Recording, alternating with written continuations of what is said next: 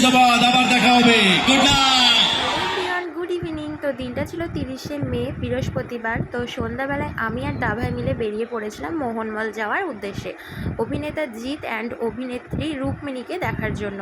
তো যেহেতু আমাদের অনেকটা লেট হয়ে গেছিলো যেতে, ওই জন্য অনুষ্ঠানের একদম শেষ টাইমে গিয়ে পৌঁছেছিলাম। তো অলরেডি অনুষ্ঠান শেষের দিকে। তো জিদ্দার যে নতুন সিনেমাটা বেরিয়েছে তো সেটার কথাই বলছিল, আর এত ভিড় কোনো রকমে একটু ভিডিওটা নিতে পেরেছি। Thank you and lots of love to you all. Bye Baharampur, bye Murshidabad, আবার দেখা হবে, গুড নাইট। তো এরপর অনুষ্ঠান শেষ হওয়ার পর এখন চলে এসেছি আমরা ভেতরে।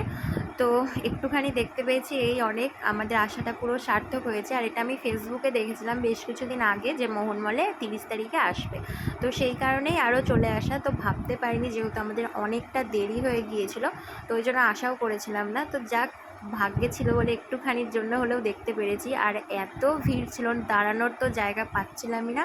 আর তার মধ্যে তো এত গরম, মানুষের মধ্যে পুরো মনে হচ্ছিলো আলু সেদ্ধ হয়ে গেছি। তো অনুষ্ঠানটা মনে হয় অনেকটা বিকেল বিকেল শুরু হয়েছিল।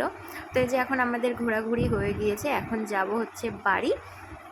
তো দাভাই এখন বাইকটা আনতে গিয়েছে। আর এই যে দেখো বাইরেটা আমি একটু ভিডিও করছিলাম, দেখো একটু আগে কি ভিড় ছিল আর এখন পুরো ফাঁকা।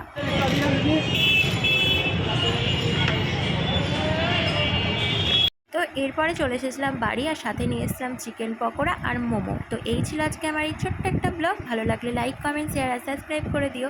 আবার খুব তাড়াতাড়ি দেখা হবে। Tata, by.